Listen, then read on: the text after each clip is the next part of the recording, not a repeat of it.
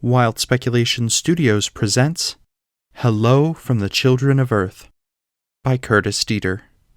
Narrated by Andrew Rising.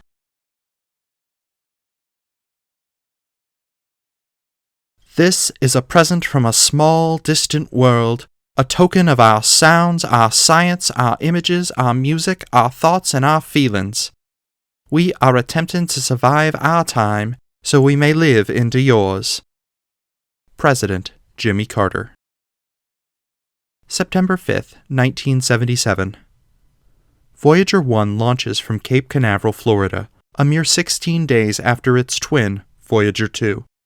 They both make their journey into space about Titan Centaur rockets, a rocket propulsion system that the world would never see again. The Voyager 1 leaves Earth's atmosphere with a specific mission in mind: pass by Jupiter, Saturn, and Saturn's largest atmosphere-thick moon, Titan. March 5th, 1979. Voyager 1 passes by Jupiter, photographing it and two of its satellite moons, Io and Europa. Fact: Io was named for one of Zeus's lovers, a priestess of the goddess Hera. It was either Zeus, as a means to hide his mortal lover from Hera, or Hera herself who turned Io into a heifer. As a mistress of science and a mountain-spotted world, the name Io is indeed suitable. Fact: Europa is considered one of the best options for future habitability. With an ice crust and a thin, oxygen-rich atmosphere, science fiction and science reality alike look to places like these with watery-eyed hope and adoration. November 12th, 1980. Voyager 1 passes by Saturn and notices a kink in one of its outer rings. Consisting mostly of ice and rock of infinitesimal size and composition, the F-ring seems to have hit a bump in the road, so to speak. Speculation says Saturn's moon Prometheus is to blame. A long time ago, Prometheus stole fire from the gods. Now it seems Prometheus is out to steal a piece of Saturn, too. The jury is still out on how Prometheus's smaller counterpart, Pandora, feels about all of this. It's a box no one wants to open. February 14th, 1990. As Voyager 1 approaches the threshold between the Milky Way and interstellar space, it takes a snapshot of the solar system as seen from outside. This family portrait, taken 6 billion kilometers from Earth, is a mosaic of 60 individual frames. It's underwhelming at first glance, but imagine getting 100 billion family members together in one place at one time, then making sure Auntie Sue keeps a straight face, and the twins stop moving about around the edges of the shot. February 17th, 1998. Voyager 1 passes Pioneer 10, becoming the farthest man-made object in space as it approaches the edge of the solar system. Champagne, congratulatory high fives all around. Carl Sagan's vision of advanced spacefaring civilizations in interstellar space is one step closer to becoming a reality. Sadly, after a 2-year struggle with myelodysplasia, a disease in which blood cells within bone marrow do not mature into healthy, viable cells, he passed a year or so before he could witness the expansion of the universe as we know it. August 25th, 2012. Voyager 1 officially crosses the heliopause, a bubble of plasma blowout from the Sun that separates the Milky Way and the interstellar medium.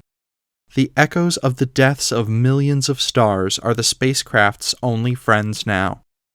In an ironic and tragic turn of events, as we make yet another giant leap for mankind, Neil Armstrong dies after heart surgery. January 2nd, 2020. Voyager 1 begins its own inevitable death. Gyroscopic operations terminate. The bus begins to shut down, causing the electronics within the shuttle to flicker and die one by one, like the stars they were created to observe. The cameras no longer operate. Even if they did, the optical calibration system wouldn't be able to guide their viewfinders. The ultraviolet spectrometer clicks off after a brief stint of reanimation, but that's okay. From here, there's the Oort cloud and 40,000 years of oblivion. June 20th, 2025. A blink of the eye before Voyager 1 shuts all her systems down forever, something amazing happens. A camera inside the space shuttle, black for over 5 years, fizzles to life. First, static dances across the screens in streaks of gray like ants racing home to their queen. Then, the rows widen and contract. Finally, the fisheye picture comes to life. No one's watching at first. Why would they? NASA's budget has been slashed to nothing, while privateers streak across the sky in luxury space yachts. The government spends what little money is left cleaning up the environmental fallout. Why would they waste even a penny on hiring someone to watch a blank screen?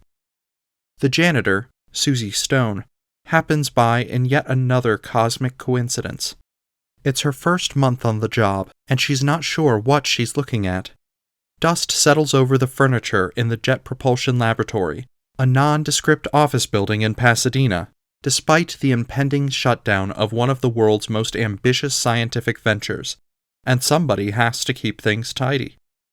The last guy retired after almost 40 years of service. Even with triple the time under her belt, Susie is sure she wouldn't be able to comprehend the sudden, startling images. After a quick phone call, a team of scientists, graduate students, and random passers-by, some still in their robes and others intoxicated from their Friday night shenanigans, huddle around a single computer monitor. Their mouths are gaping, and their eyes are wide. No one says a word. No one as much as sneezes for hours. No one believes what they are seeing. The thing is not gray with an elongated conical head, nor is it tiny and green with suckers on its fingertips. It doesn't have tentacles growing out of the back of its skull, or horns protruding from its temples. In fact, it's impossible to say what it does have. It's a semi-humanoid blur, a blip in the light stretched from catwalk to ceiling. It moves like a storm.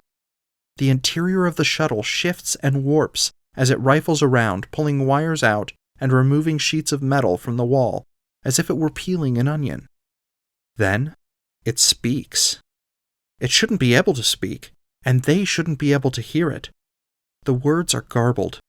At first, the oral curiosities are alien and dissonant. The audience cringes and cups their hands over their ears. After several more hours, they become almost harmonic and are belted out in rhythmic bursts. "Hey, I know this jam," Susie Stone says. It's the first time anyone has said anything for 18 hours. And her riveted companions recognize it too. They're all humming Johnny Be Good together, but not loudly enough to outshine the almost heavenly sound waves pouring out of the monitor. The words of Chuck Berry make the surreal video feed feel almost close to normal. The being is ever so slightly more defined, as if the 50s vibes have the congenital ability to bring tangible substance to ethereal and formless things. As it becomes clearer, it's unmistakable. This extraterrestrial anomaly is dancing to the tunes. "Anyone want to order pizza?" someone suggests, to a response of uh-huhs and ehs. The delivery driver gets there in 2 hours with 30 pizzas. Nobody bothers to tip, but she doesn't head back to the shop either. She can't miss even a second of what's unfolding on the screen. After a long spurt of silence, the audience is anxious. They shuffle awkwardly. They grind their teeth. They smoke cigarettes down to wet filters. All the while, the alien is hunched over a view screen within Voyager 1. It's now got extremities, which it uses to swipe from one side to the other in front of the screen without ever touching the glass. Faint and distorted images appear and disappear with each flick of its wrist. When it leaves the monitor, it has skin and joints and hair. It turns to the camera slowly, deliberately, and the pizza delivery driver passes out. From snapshots it saw from Earth, 116 images chosen by the original Voyager 1 scientists, it's morphed into a monstrous patchwork of what it must think humans look like. Its skin is all wrong, patchy, discolored, and overlapping in places. Across its face, the skin is stretched too tight. On its arms, it hangs loose and dry. One pectoral muscle clings to the outside of its chest. What appears to be an umbilical cord dangles from its abdomen. It's part man, part woman, and part animal, with young eyes and an ancient, disfigured smile. A series of silver fish fins protrude from its spine. It reaches a striped taloned hand towards the camera lens and taps 3 times. The room in Pasadena shakes.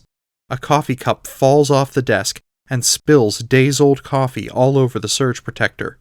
The power spikes and the lights go off, but the monitor stays on.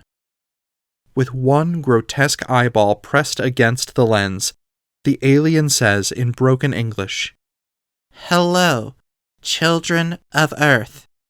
Then, "Bonjour tout le monde. Shong tangu tai kaban loi tau tun ho. Witajcie istoty zaświatów. Żelimo wam z najlepszej sanaja planety." Most of these sounds, greetings from 55 different languages, sound foreign and harsh to the audience. The alien grows more and more animated as it seamlessly transitions from one linguistic family to another, as if playing back a recording. The most disconcerting parts come at the end, in the form of bellowing whale sounds and lifelike dolphin trills. Suddenly, the stream of acoustics ends. The alien backs away from the camera, the wetness of its eye leaving a slimy streak across the feed, and bows one way, then to the other, as if thanking the audience for its time and admiration. It reaches its other hand, this one possessing long, slender fingers with protrusal suckers, towards the camera inside of Voyager 1, and sends it through the screen. It comes out the other side and suctions to Susie Stone's forehead, then yanks violently. Her face smacks into the computer monitor, and blood pours from her nose. It tosses her from side to side, banging her into the floor over and over before discarding her into the crowd. Everyone's screaming and bumping into each other, trying to escape, but it's already too late. The alien is grasping the edges of the monitor. It's pulling itself out of the interior of Voyager 1 and into the Californian lab. 4 times taller than the tallest human present, it dances from one victim to another, singing its song of death. June 21st, 2025. A local detective watches the CCTV feed of the previous day's horror. He doesn't believe his own eyes. He can't. He hadn't believed the delivery driver's story, who survived only because she had been passed out when the alien came through, either. No sane man would. The surgical precision with which the alien slaughters the people in that room, as if it had been handed the anatomical blueprints of humanity and a choreographed play-by-play of human nature, startles the detective. He's not by any means squeamish, but he vomits on his loafers by the second act. At intermission, he's on the floor, retching and sobbing. No one else has seen the alien, of course, but the sounds of Chuck Berry emanate ceaselessly from the unplugged monitor in the evidence room. 4 people from IT have been through to try and shut it down. 4 people from IT have failed to do so. He fast-forwards through the most gruesome parts of the footage. One can only stomach so much carnage, so many rolling heads, before losing the will to press on. He pauses at the same moment the alien discovers the camera. The creature is staring right at him, as if it knows he's watching. Without hitting play, the alien moves in jerking stop motion. It steps over the corpses towards the camera and reaches towards the detective. A powerful hand extends through the lens like it is water and grabs the detective by his tie.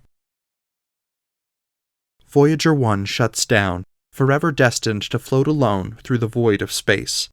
But it doesn't shut down quite fast enough.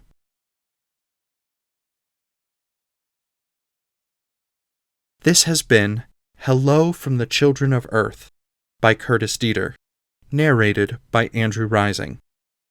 All print and audio rights to this story are held by the author. If you wish to use any portion of this recording for anything other than review purposes, please contact the author at curtisadeeter.com. Thank you for listening to this Wild Speculation Studios production.